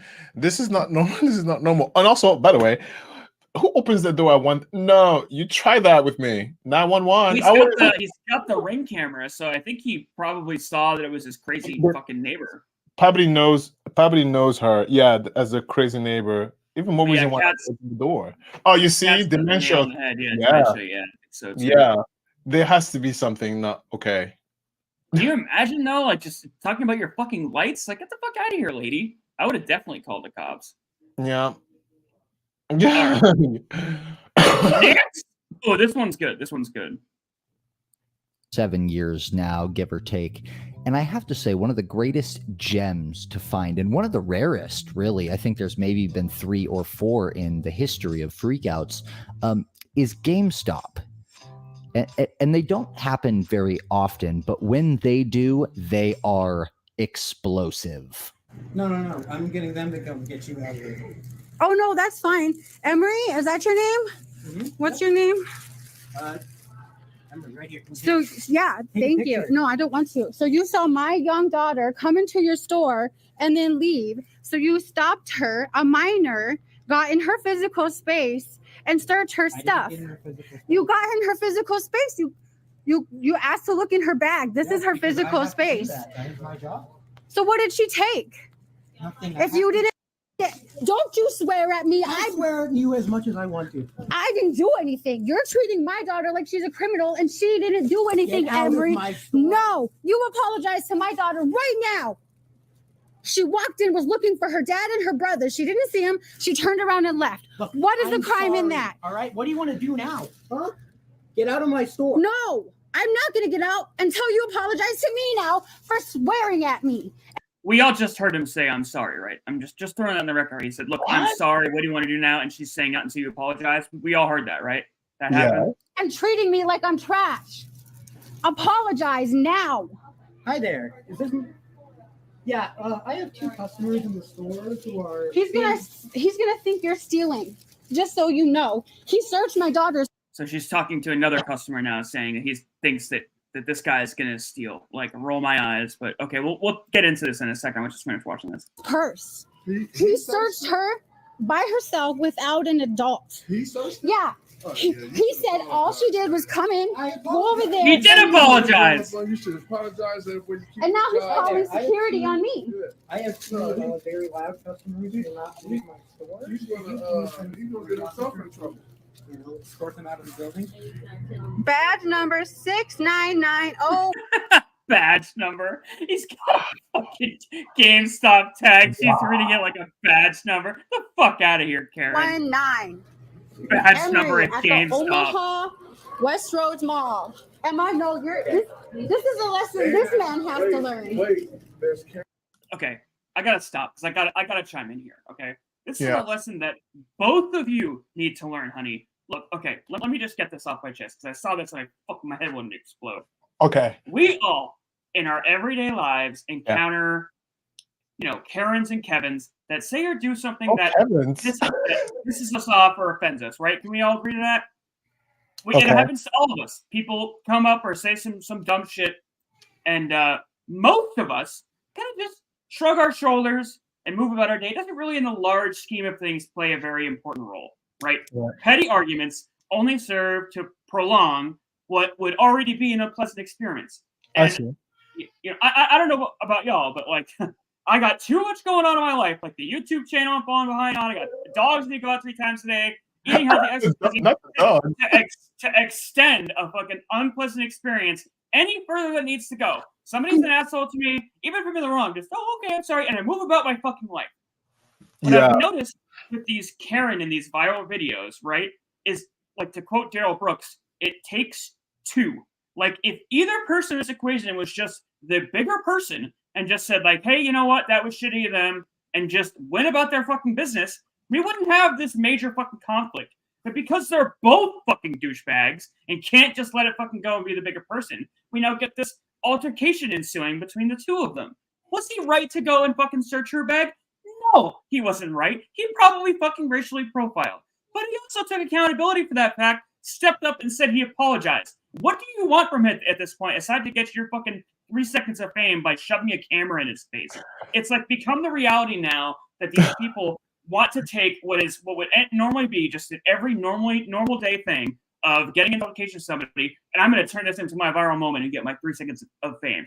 It's like, fuck you, lady. I'm sorry, and I know, like, I'm on my soapbox right now, but, like, it pisses me off. Like, okay, let me put it like this. My best friend posted in my Discord the other day a meme, and it was about people in YouTube comments, and the first line said, like, a YouTuber just says, I like oranges over mangoes, right? So a YouTuber's making a video and just says, hey, I like oranges over mangoes. And the response was, how dare you? How dare you say that about oranges? What you fail to recognize is that pineapples are also fruit that are really good. Oh my God, educate yourself. I'm literally shaking. And it's like such a good representation of what things are like nowadays. It's like people are just so fucking ready to be offended. It's like, fuck off with this. Like, Jesus Christ. He fucking searched your bag. He thought he stole something. He wasn't racially profiling her. He's just a fucking little shit. Like, let it go. Oh. I think also, so I agree with you. Now, we don't know how he went about, because remember, he said, that's my job, right? So also, though, isn't his job to be hunting people down and looking inside their bags? No. You know what? I'm sure he profiled her. Yeah, I'm sure he did. But in the same breath, I do have to say, he looks, 16, 17? Yeah. Right? So he looks underage to me. So I think the mom escalated it on purpose to see his reaction, right? This is a tough one. Because this is a tough one. What do you guys think in the comments? Sound off, because I haven't been paying attention here. Let's see the comments. All right. So you hate all fruit and vegetables. Oh yeah, just talking about the meme. Yeah. So Christine says, there you go. Sorry, search my daughter. You might not like what happens to you. So that means Christine is on the side of the mother. So if and you know what? Like, to her point, fair enough. Like, maybe he said it happened to her granddaughter before. So her granddaughter was profiled before. All right. Okay. Well, no, hold on. To her point, right? Maybe let's just say in this scenario, Mama Bear came out and she's protecting her child. Okay, fine. You know what? I can totally understand that. Then why is the phone out? Why have we seen this? Why are you taking the fucking video? Why not just that's a good point, Christine. Why she's do you not say protecting that? her fucking. She's not protecting her daughter. She's looking to expose her daughter and capitalize Oh, on that's what a good obviously point. was a traumatic fucking experience for her daughter by shoving a camera in this 16-year-old's face. But it's like, oh, you're canceled now So, because you wait, mentioned one second, Beefy. So Christine said it happened to her granddaughter before. Christine, did you take out your phone and recorded it? That's a good point you make, Beefy. Of course not. That's She's a a good point you normal make person. because why the phone and why record? Like, what's the hidden agenda here? Yeah, good point. Hidden agenda is she wants her fucking 2 minutes of fame and she wants to cancel this guy over. And again, yes, like again, he's stepping out of his lane. He is inserting himself into a situation that he had no business. He's not fucking security. He's not police. He's got no reason to look inside of her fucking bag. But again, he took the accountability. We all fucking make mistakes. Every day of our life, we make mistakes. He's the one that. Oh, she says, nope, I lost my shit. So she didn't record. So you're right. You make a very good point, Beefy. There, like taking the phone and recording it adds another layer of like they're not really with it. You know what I mean? Like because you're right. If it is viscerally, like Christine said, she went in and defended her baby. It's visceral. You don't stop and think about. Let me take out my because you take out your phone, swipe, blah blah blah blah blah blah blah blah blah. Right. So you're right. Yeah. That's an extra steps taken outside of just reactively protecting when you see damage, right? Or her main motivation in this was to get some Twitter clicks, not to protect her daughter. Yeah. In fact, if anything, again, like I said, she's traumatic. She's making what was probably a shitty situation 10 times worse by shoving this camera in this guy's face and taking what would have already been trauma on her daughter and probably making it 10 times fucking worse. But you could see from the body language of the boy that he's young because he doesn't have the tools to self-manage and handle because his anxiety is through the roof. He's freaking out. He's freaking out and panic. And it's really so. She's making a fucking scene. Right, She's right. And she's pulling in other people. He's egging on his anxiety. Oh. But yeah, I mean, I definitely understand why she thought maybe she was coming across as the hero in this scenario, but hard disagree, lady. You're a monster. There's camera footage. There's not. I had 3 people steal things yesterday. I was just. Oh, there you go. Oh, wait a minute. So his manager might have even said to him, like, hey, make sure you keep an eye on this theft. You know, like, we really don't have the full content, which is very on point for all of these viral videos. You never get fucking context. You never get the full content. That's true, which is very important. Can I just say hello to Steve Yeager really quickly? I just saw his message. Yeah, hello, Steve. I haven't seen you. I haven't felt you in a polite way in a while. It's nice to see you. Hi, Steve. Yeah. That's it. She's a minor. She could have had I didn't know that. All right. Okay. Look, I'll run my business how I run my business. Right? That's not your business. No, it's not. I'm in here by myself. All right. That's not You his can be job. fired. That's That's not your security's business. job. Bro, he's the only one there. Right now, that is his fucking business. Quite literally and figuratively. Wow. You're going to get yourself in some trouble. She That's just apologize. security's I apologize. All right. She was the one who came in screaming at me. But you were wrong, bro. You ain't right. I'm not Now telling you I'm right. I'm just saying. Right, it's I'm just saying. I don't. You came up in my face and started. My screaming face, at me. I'm over here. You got in my daughter's face and asked to look in her purse. If you calmly said, "Hey," No, calmly. The horror. Oh my God, he asked to look in her purse. She's been violated. You know what? Offended. Like, I'm going to be a little suspicious here. I have a feeling we don't have the full. You know what? We don't have the full context. It's hard to make a decision because if the daughter seems suspicious, yeah, I would search the bag because it seems like it's his job description to make sure nobody steals. Yeah, And also, especially if they're having that's the manager probably did say. GameStop ain't got no money like that to hire security. GameStop, they don't have no money like that. So the cashier is the security, the cleaner, the cashier is everything. So yeah, it's GameStop. There's no security, dears. That's a very good point, and I think it's a very, like I said, a very real possibility that whoever this kid's boss is was like, hey, we've had 3 thefts. Make sure you keep an eye on this. Make sure nobody's stealing something, and maybe he was just doing his job. In which case, this lady definitely needs to get fucked. No. Okay, No. that expression, by the way. He said, That I'm not calling expression security to look at the moon camera. and back and sideways to the left, to the right, to hell, to heaven, purgatory. I love that. Like, get fucked. I love that expression. It's so vulgar. It's like it is a good way to just put a vulgar. period on something. It's like It's blink, okay, blink, guy, blink, blink. I love it. get Get fucked. It's great. Oh, Cameras. I'm calling security to get you out. There are no. Whose problem is that? Okay, this you. He's oh, you see, she said there's no security. Whose problem is that? I told you, GameStop then got security. He's the security. He is security, yeah. Oh, we got a story here from I legit told a patient once she's lucky I didn't see you do what my kid said. She lied. I said you're lucky there's a window between us. It's not worth getting beat up over, girl. Dude, in today's society, if you even like lay a hand on somebody with cameras everywhere, you're going to jail. Like it used to be a thing that you could get in a fight with somebody and walk off and you'd probably be okay. Not anymore. Not now. Not anymore. Not anymore. Don't touch people. Period. Oh, Christine's saying, does not matter to me. Don't search mine. Call a cop for that. Let me tell you so let's be clear. We know that though. He didn't touch her. He just asked to look at her bag. But look, I'm gonna play on what Christine says. I'm gonna give you a personal story here. My little nephew, Josh, is he's at the age now he's looking for work, and he was offered to be like a security, not security, but like make sure nobody steals, right? I said no, Josh, no. There's plenty of other options. You're not gonna do that one because you touch anybody, it could be a big issue. And Josh he's a tall man, he's a tall boy, right? And I was like, wow, she's coming at you. She's coming at you hard. Doesn't matter. For what? Doesn't matter for what? No, I'm on Christine on this one. No, if I had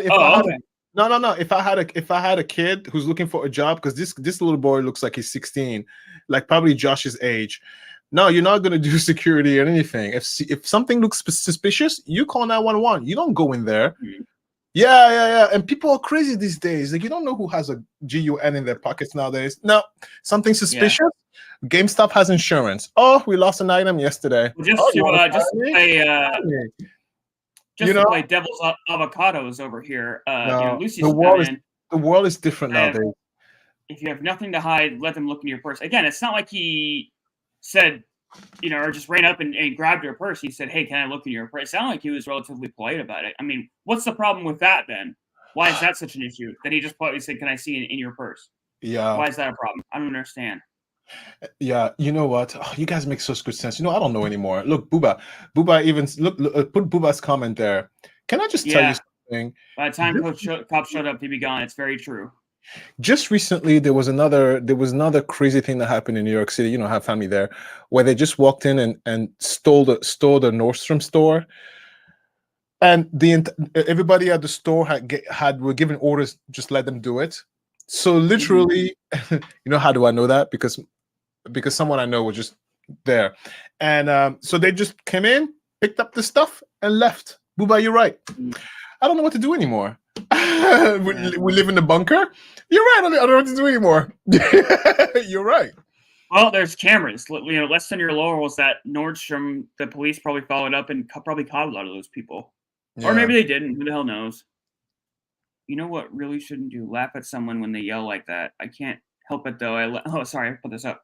I can't help it though. I laugh every time someone tells me they look funny to me. Yeah. I mean, it's a good response. Somebody just starts laughing. Somebody starts screaming. You just start laughing at them. And like, what are they going to do at that point? Like, what now? Yeah, to be honest, I would call the police. I feel really bad for that boy, though. Me too. I'm sorry.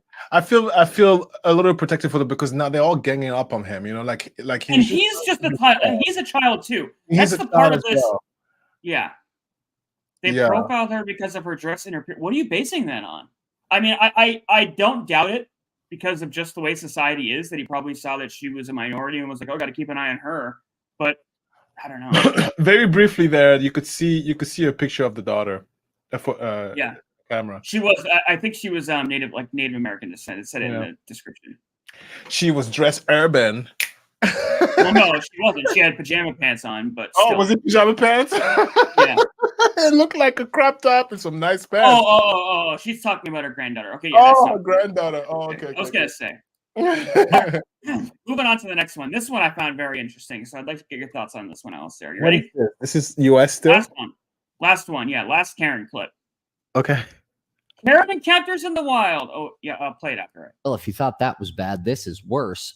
This woman is found by her sister-in-law. And by the way, her actual name, the woman you're looking at, her real name is Karen. So you're not dreaming. That is Harry Potter World, as the title of this video suggests.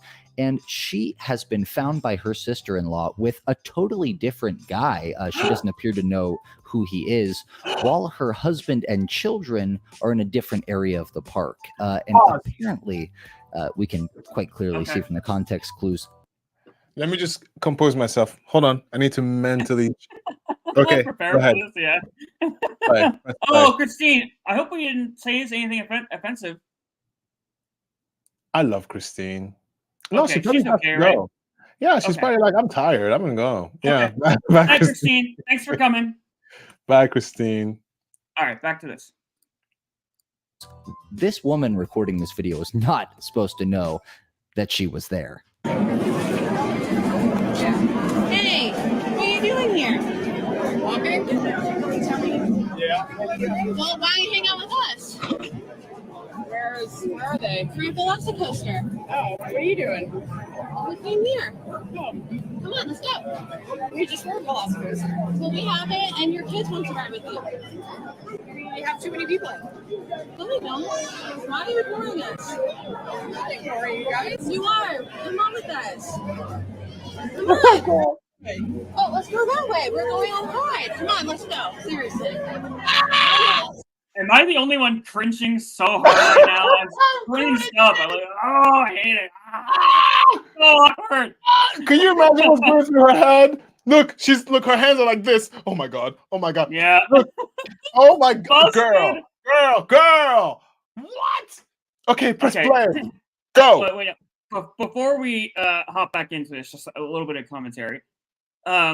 My read on this is I think there's problems going on in the marriage. Like, I don't think she's necessarily just because she's way too comfortable. You know what I mean? Like if it was just straight up she's married and nobody knew anything and this is her sister-in-law just happening to see, she would have grabbed that guy and ran. You know what I mean? She's more or less just like, hey, what are you doing here? You know what I mean? The other thing also that speaks volume is the guy is on his phone disconnecting, meaning that he knows that he's with a married woman. Right? Because like, think about this. If I go somewhere and I'm like, someone's like, hey, Christopher, I go, oh, hi. Who are you? I'll be like, who? What? I'll be asking questions. He's on his phone. That's true too. Yeah, because he's hearing her say, yep, your husband and kids are over here, and he's just like, yep, this is weird. Gonna disconnect. You're right. He's You're right. disconnecting. That means he knows that he's with a married woman with kids. He's in on this. It could be like she is on the dating apps or whatever, and she's like, "Hey, we're I got separated. a husband. I got kids. Let me finish. It could be like, hey, we're separated. I'm still living in the house, whatever. You know what I mean? Like, we haven't officially gotten divorced yet, but like, I'm single. You know what I mean? Like that situations exist. I lived in that for like a year. No, I have to disagree with you on this one strongly. Do you want to know why? Because even if you tell me that you're with someone and you're separating, I will still act as if I'm with you. I'd be like, who is this? I will still be interjecting into this stranger interfering my romantic time. Like, what's going on? Right? Because if you're telling me you're single, then I'm going to act like you're single. Yeah. His reaction is almost out of guilt. Out of guilt. Right? So but listen to this. They're on a romantic getaway. Like, this is not a booty call. This is an emotional attachment situation where they both know they got a husband and kids at home. Press play. Interesting. I love your insight on this. This is great. How'd you track me? I did. I was going on the house. Oh, right there. How'd you track me? Okay. I didn't hear that part first time through. How did you track me? Yeah, she's doing something she's not supposed to be doing. She's doing something. Over here. Just come with us. You guys were in line on the ride. How'd you find me?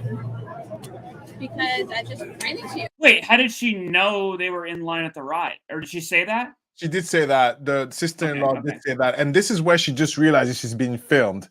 Oh, honey, Karen. Oh, yeah, you can see the eyes. You see him in direct contact with the camera. She's like, fuck, I'm going on Twitter. Oh my god. Oh, brutal. This is a massive F. This is like soul leaving your body. Like somebody's soul leaving their body.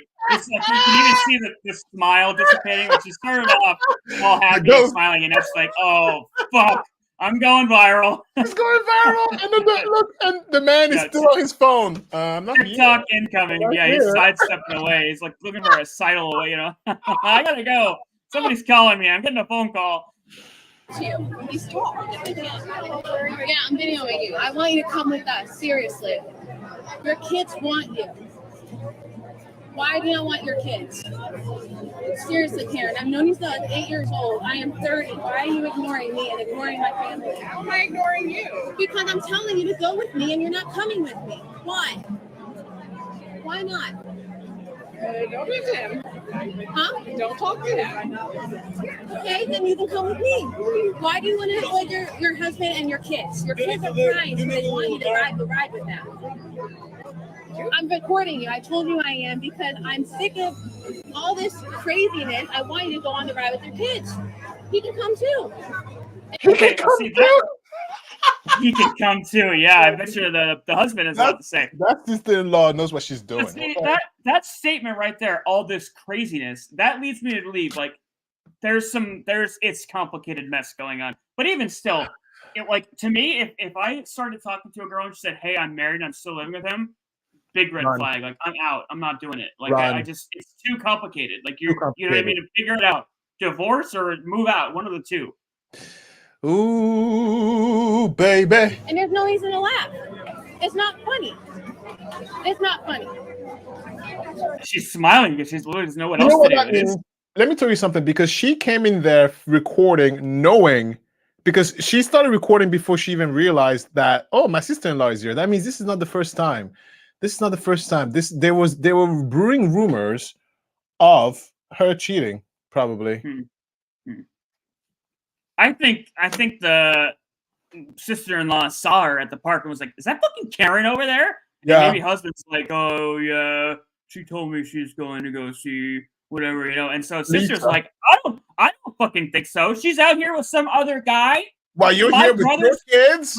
My brother's wife should be here with her kids. That's right. And so yeah, I think that's why she's like getting her face like, "Why aren't you with your fucking kids, you bitch?" Yeah. It really isn't. Okay? Seriously, Karen. Really? I'm here trying to help.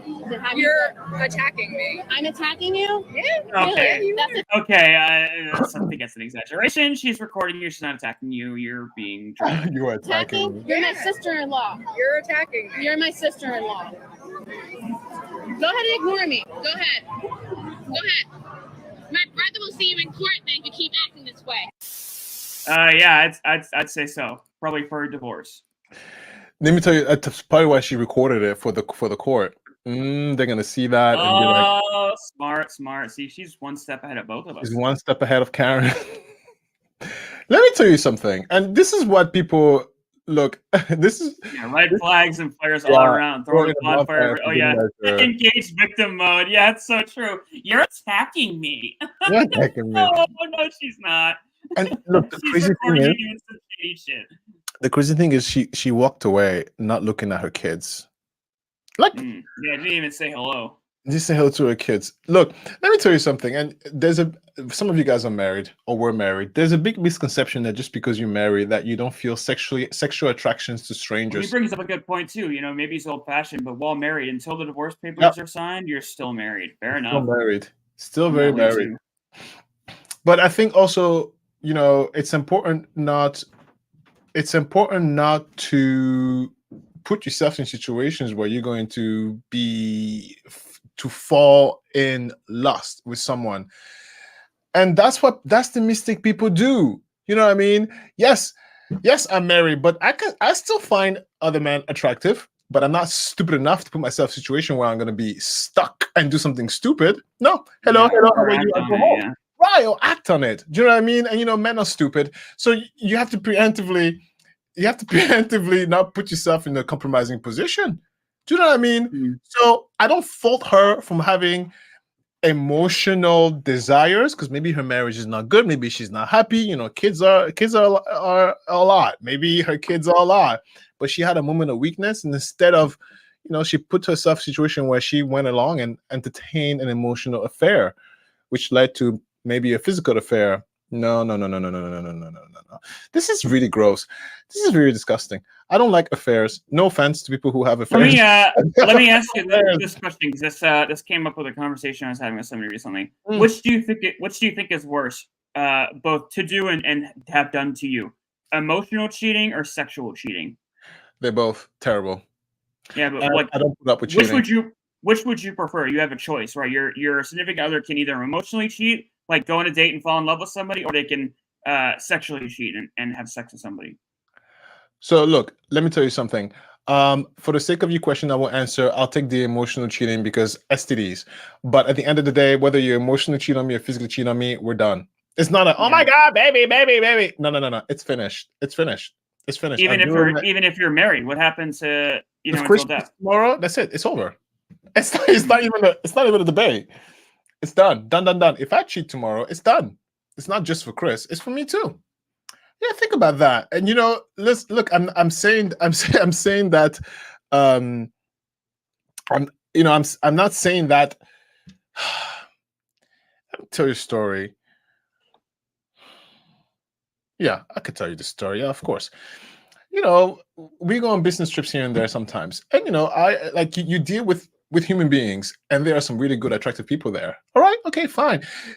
In those meetings and stuff, people have drinks, people have fun, and they put you in a hotel. You could literally get away with murder. Not that, but you could get away with stuff.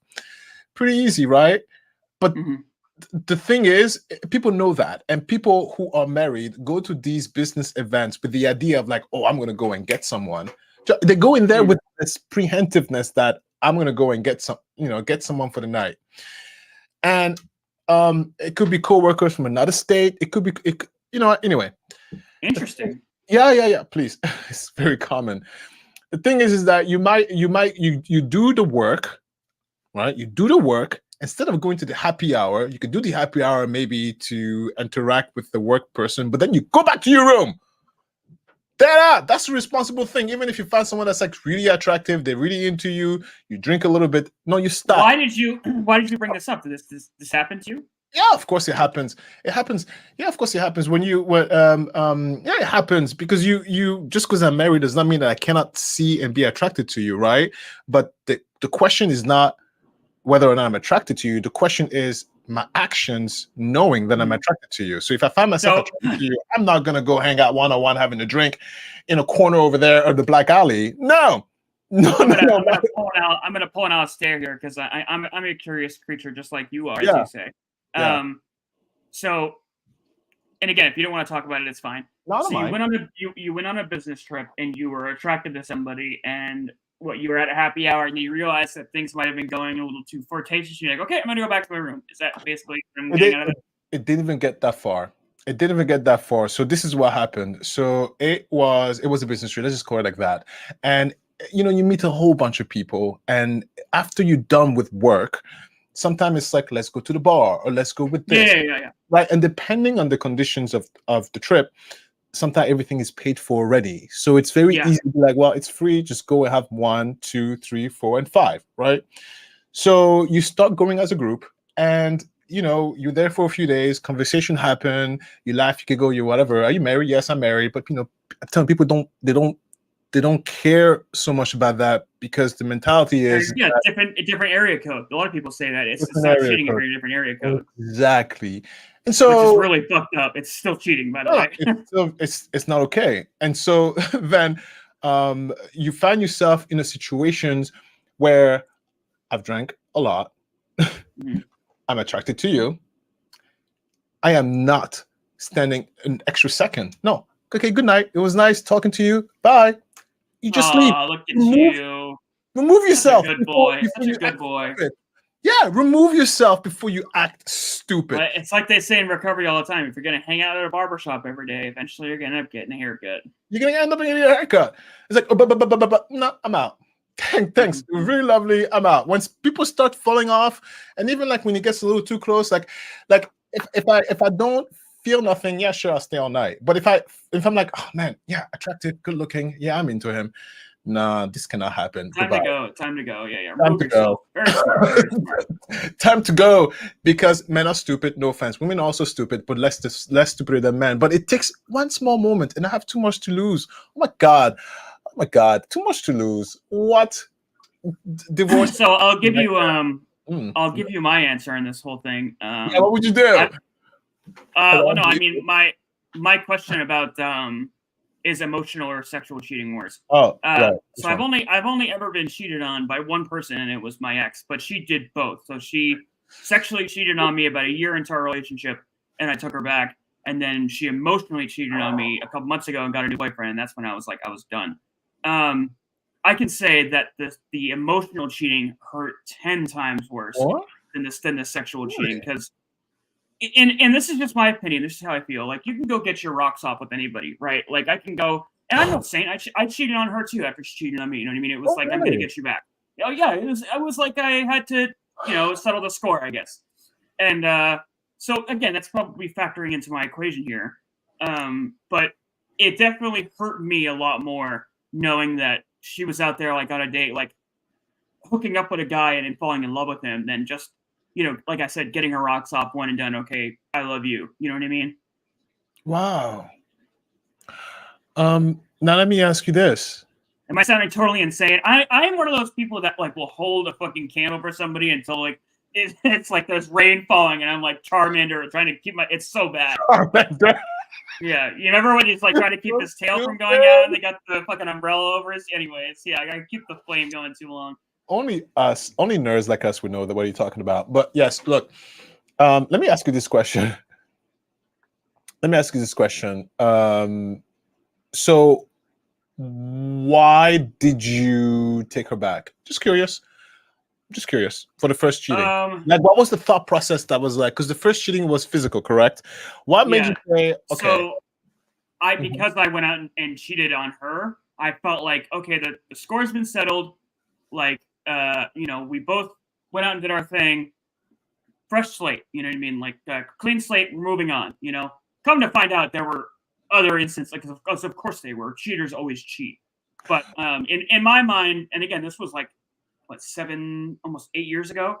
I was really hurt, and I went out, and actually it was her best friend that I hooked up with. And I emotionally cheated. Like, we dated for a little while. So I really hammered it home on her, yeah.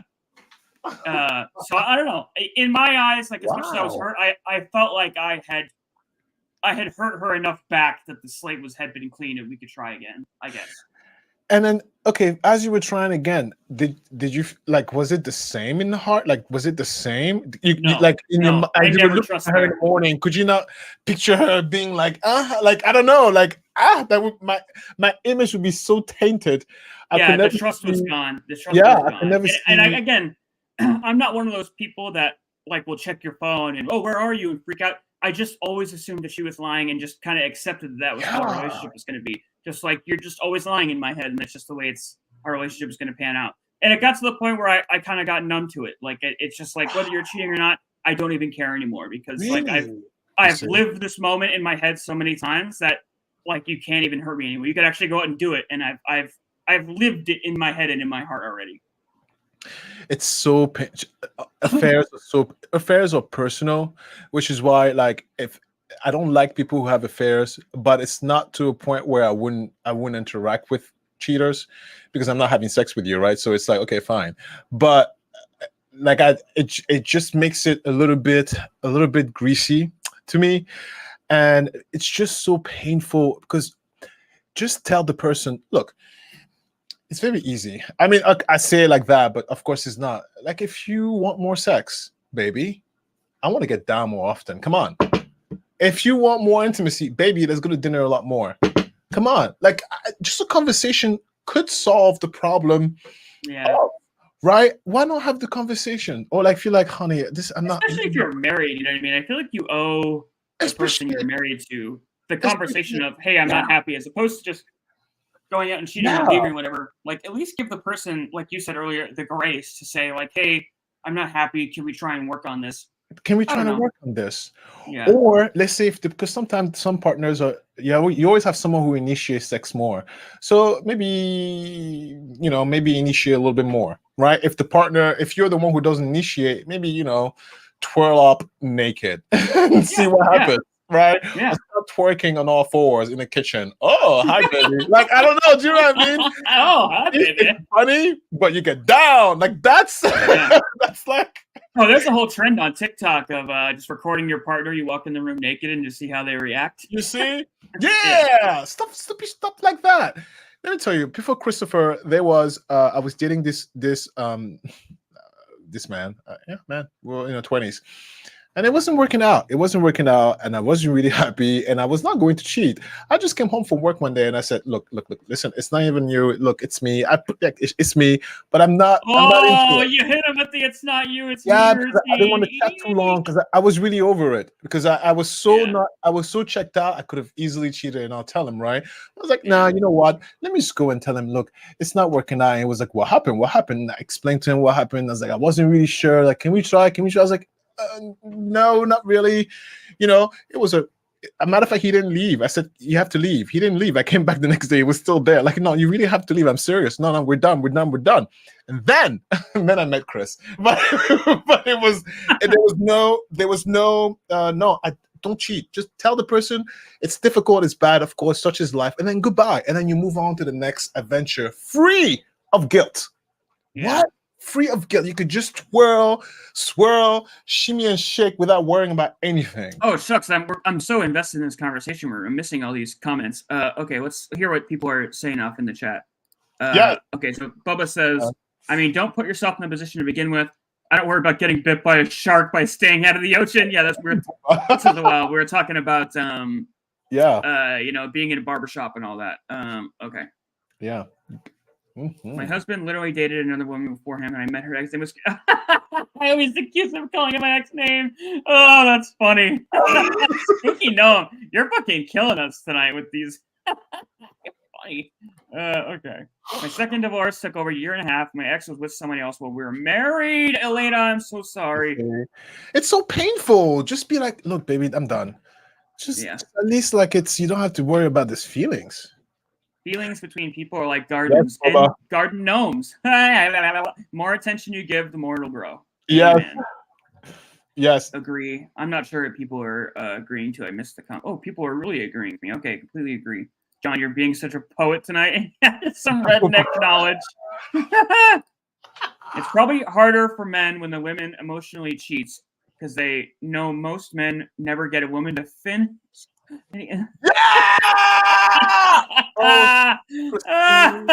Oh, there is that layer. Yeah, how come he can make her, see and I can't? Yeah, oof. Such a different world for heteros and homos. This is not a problem for us homos, but wow. Yeah, really. Yeah, everybody's coming tonight. Yeah. Yes. I'm sorry, if you didn't deserve it. No one does. Yeah, true. When that trust is gone, even though my ex never admitted to cheating, I knew she was. All I could think of is if I kiss her lips, am I tasting? Yeah. You see, yeah, that would cross my mind too. I'm like, you're laughing. Bisexual? Which lips are you talking about? Oh, ew. Yes. Once they cheat, it's impossible to get it out of your mind. Yeah, impossible. Maybe cheating is worse, whether it's emotional or not. Yeah, facts. That's true. Yeah, it's the worst. Just hope it's yeah. Okay, he made the same joke I did. Yeah. Okay. There we go. We're caught up. All right. Oh my god. This has been a fun show. I did not expect this. Like 2 hours, it flew by. I really thought that we were gonna struggle for, but goddamn, man, yeah. We never struggle. Beefy, since when do we struggle to have a conversation? We talk like water. It's true. Yeah, we could talk all night long. From the first time we got on the phone, I started saying, like, dude, I could literally talk to you all fucking night long. And I think that's why this podcast works. Look, I tell people, I my schedule is literally to the hour, and if you never reached out, because I don't have the extra time to even do what you do. That's why I say you work harder than me. Beefy is the squirrel who's just literally running up and down the street, knocking at everybody's door. Yeah. Hi. You gotta get it. Hi. And I'm like, hi. You gotta get out for it. Yeah. Well, I'm glad you opened your door when I knocked, and it's blossomed not only the show but also a beautiful friendship, and I treasure you, buddy. Go back to Bubba's comment to like the garden and whatever. Go to the garden. Oh. Okay. Garden. Feelings between people like gardens. More attention you give, the more. Oh, you're gonna make an innuendo joke.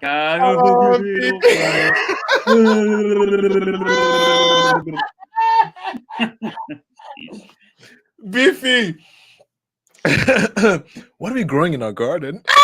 Yeah. God only knows. Yeah. Yay! Pomegranates, citrus. That's so funny.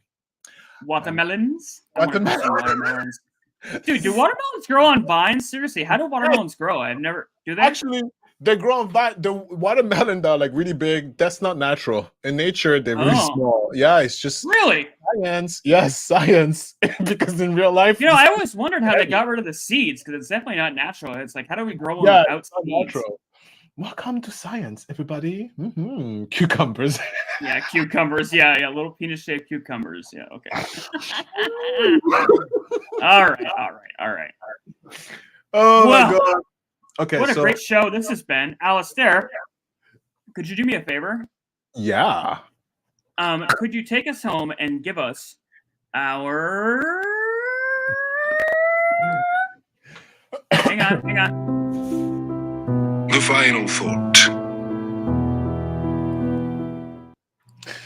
You know, the music of that is so... Sorry for the noise of the water running. It's the... Speaking of garden, you know, we recycle the water here, and that noise takes the shower water and puts it in the garden. Oh, that's awesome. Yeah, that's why you hear the trickle. It's the system is down here, and it just pushes over there. I can't hear anything. You can't hear anything? No. Oh, really? Can you hear me now? Yes, I can hear you. Oh, no, it stopped. No, it just stopped. But the entire time it was pushing and trickling.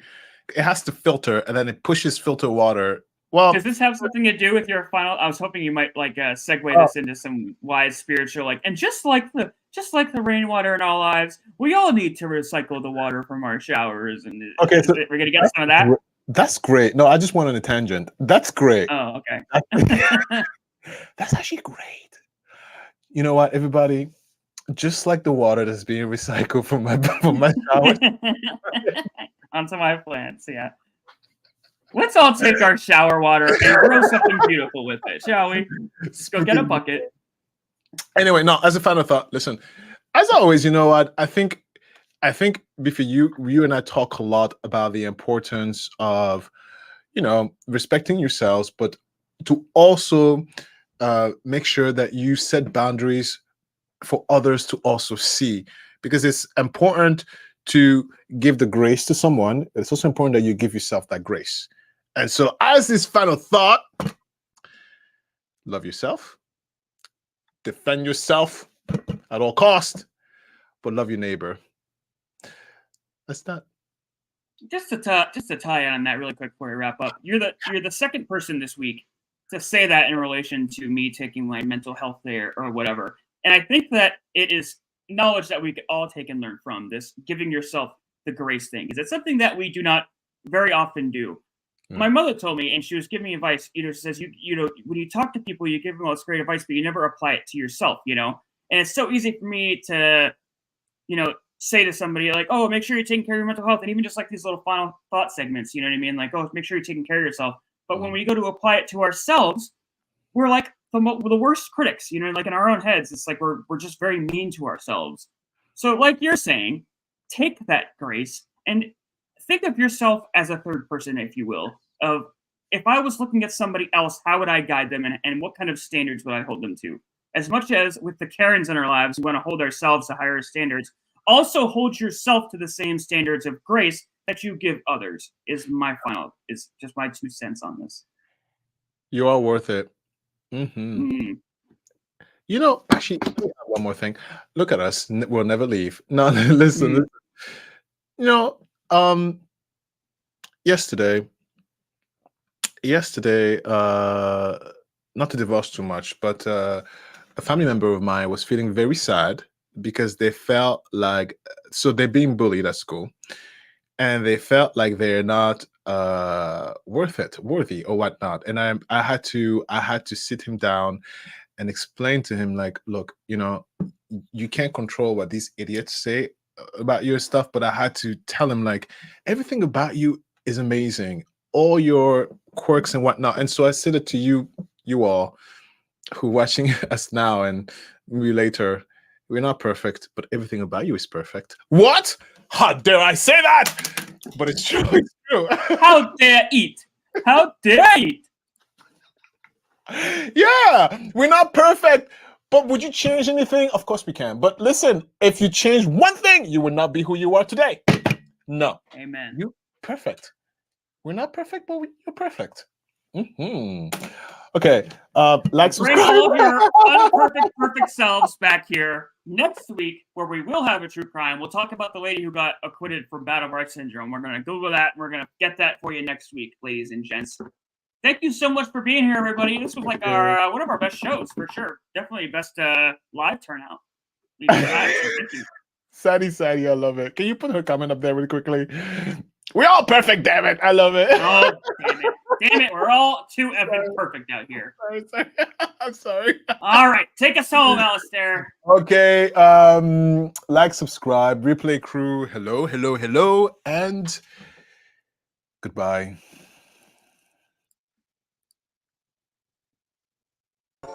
End transmission.